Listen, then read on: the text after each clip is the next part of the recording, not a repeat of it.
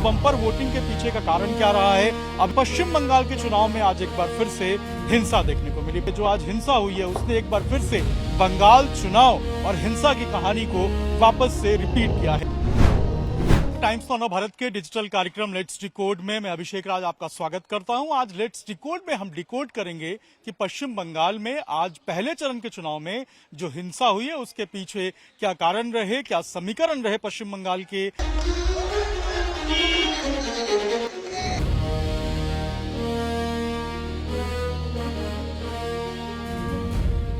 पहले चरण के चुनाव के और जो 294 सीटें पश्चिम बंगाल की विधानसभा की हैं उनमें से ये 152 सीटों का क्या समीकरण रहने वाला है और किस तरीके से इस चुनाव का जो है वो जोड़ कोलकाता में किसको मुख्यमंत्री बनाएगा, किसको बिठाएगा, ये तय करेगा।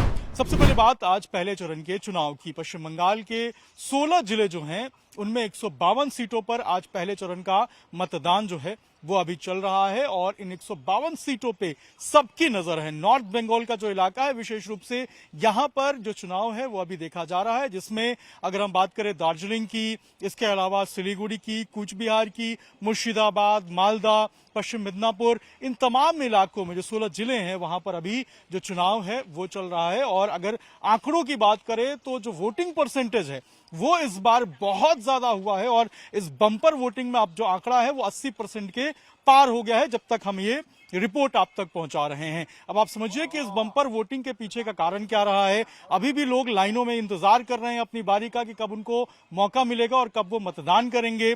और पश्चिम बंगाल के चुनाव में आज एक बार फिर से हिंसा देखने को मिली। बात मुर्शिदाबाद से शुरू करते हैं। पश्चिम बंगाल में मुर्शिदाबाद के ऊपर सबकी नजरें थी। मुर्शिदाबाद को लेकर लगातार ये कयास लगाए जा रहे थे कि एसआईआर को लेकर जो वहां पर मालदा के अंदर जो घटना देखने को मिली, जहां पर 7 जुडिशियल ऑफिशियल्स को बंधक बनाया गया, उसके बाद जो पैरामिलिट्री फोर्स की बड़ी संख्या में तैनाती की गई थी, 2.5 लाख से अधिक जो पैरामिलिट्री फोर्स है उसको तैनात किया गया था, 2407 से अधिक जो कंपनियां हैं उसको तैनात किया गया था। उसके बाद ये अनुमान लगाया जा रहा था कि इस बार का चुनाव बहुत शांतिपूर्ण तरीके से होने वाला है। लेकिन एक बार फिर से मुर्शिदाबाद के अंदर बवाल हो गया, हिंसा देखने को मिली जब हुमायूं कबीर जो कि 2 सीटों पे इस बार चुनाव लड़ रहे हैं, नौदा और रेजीनगर से, इन दोनों सीटों के ऊपर जब रेजीनगर में वो मौजूद थे और जब वो नौदा गए तो नौदा में जो उनका विरोध है वो टीएमसी की तरफ से किया गया। जब वो अपने कैंडिडेट को एक बूथ पे बिठा रहे थे, जब एक पोलिंग एजेंट को अपना बूथ पे बिठा रहे थे, उसी वक्त जो टीएमसी के वर्कर्स है वो वहां पर विरोध करने के लिए पहुंचे और विरोध इतना ज्यादा हो गया कि वहां पर फिर जो है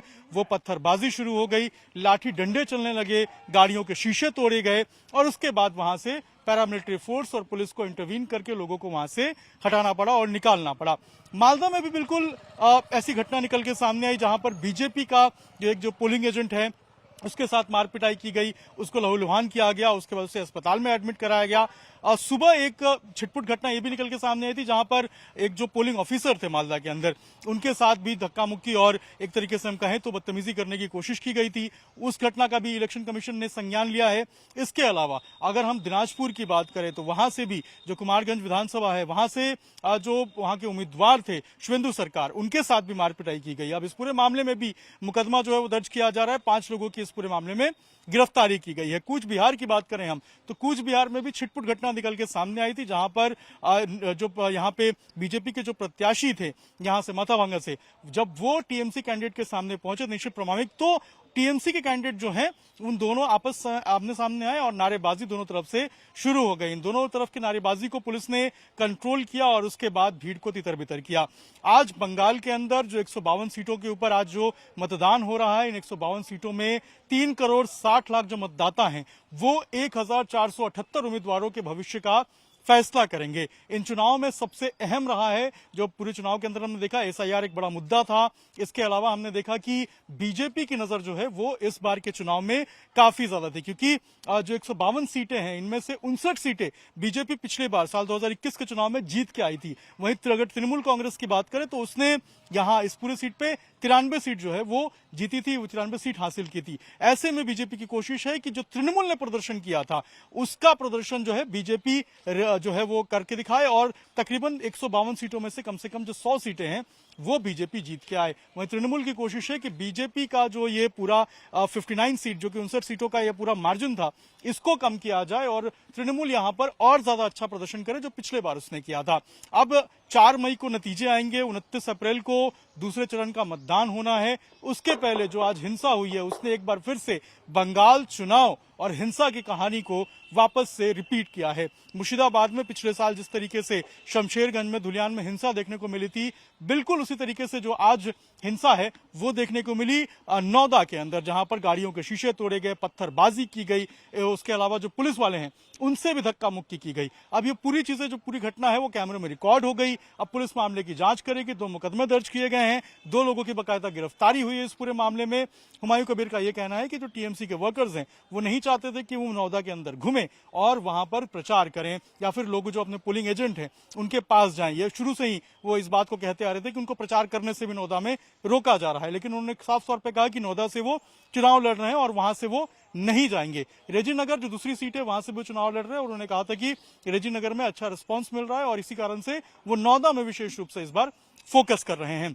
बात करते हैं मालदा की। मालदा में भी छिटपुट घटनाओं के बीच में शांतिपूर्ण तरीके से अगर हम कहें तो आज जो चुनाव है वो संपन्न कराया जा रहा है। 2.5 लाख पैरामिलिट्री फोर्स के जवान हैं, वो इस वक्त पहले चरण के मतदान में शामिल हैं और कोशिश यही है कि शांतिपूर्ण तरीके से आज जो पूरा मतदान है उसको कंप्लीट कराया जाए और 4 मई को जो नतीजे आएंगे वो किसके पक्ष में जाएंगे ये देखने वाली बात होगी। लेकिन जो ये 80% से ऊपर की जो वोटिंग है ये अपने आप में कई बातें कह रही हैं। ये जो अगर हम हिस्टोरिकली अगर देखें तो जब भी वोट परसेंट बढ़ता है तो जो पार्टियां सत्ता में रहती हैं उनको नुकसान देखा गया है, लेकिन ये समीकरण इस चुनाव में कितना इफेक्टिव रहने वाला है ये देखना होगा, क्योंकि एसआईआर इस चुनाव में बड़ा मुद्दा था और एसआईआर में जिस तरीके से जो डेड वोटर्स हैं उनके नाम काटे गए, उनको हटाया गया, उसके बाद ये जो आंकड़ा बढ़ा है ये भी अपने आप में एक जो कहानी है वो बयां करता है। अब 80% के ऊपर का अगर ये वोटिंग परसेंटेज बढ़ा है तो इससे किसको लाभ होगा, किसको नुकसान होगा, ये 4 मई के बाद पता चलेगा। 4 मई को हालांकि रिजल्ट आ जाएंगे तो उसके बाद क्लियर हो जाएगा कि आखिर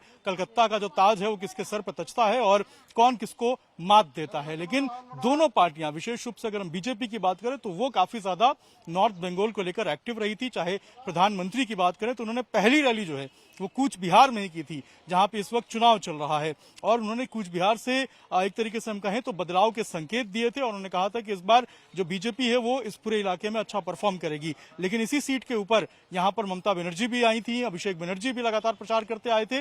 अब इन तमाम समीकरणों के बीच में योगी आदित्यनाथ भी कूच बिहार के अंदर आए थे और इन तमाम सीटों के ऊपर प्रचार करते हुए नजर आए थे। ये कितना बड़ा एक फैक्टर हो सकता है और किसके सर पे जीत का सहरा सजेगा ये 4 मई को पता चल जाएगा। लेकिन बम्पर वोटिंग हुई है, 80% से अधिक जो वोटिंग है वो अभी चल रही है और जब तक हम बात कर रहे हैं 80% का जो आंकड़ा है वो पार हो चुका है। अब ये बम्पर वोटिंग किस तरफ इशारा करती है ये देखना होगा। लेकिन बड़ी संख्या में आज जो मतदाता है वो अपने घरों से निकले हैं और एक उन्होंने मिसाल कायम की है कि बंगाल के अंदर जो अलग लेवल का जो चुनाव है वो देखने को मिला। घटनाएं हुई, हिंसक घटनाएं हुई, लेकिन उन हिंसक घटनाओं के बीच में आज पश्चिम बंगाल के अंदर जो चुनाव है पहले चरण का वो हुआ है। 3 करोड़ 60 लाख जो मतदाता हैं वो 1478 जो उम्मीदवार हैं उनके भाग्य का फैसला करेंगे। ईवीएम में अब से कुछ घंटे बाद उनके जो तमाम भविष्य के एक तरीके से हम कहें तो मत है वो रिकॉर्ड हो जाएंगे और उसके बाद देखना होगा कि 4 मई को नतीजे क्या आते हैं।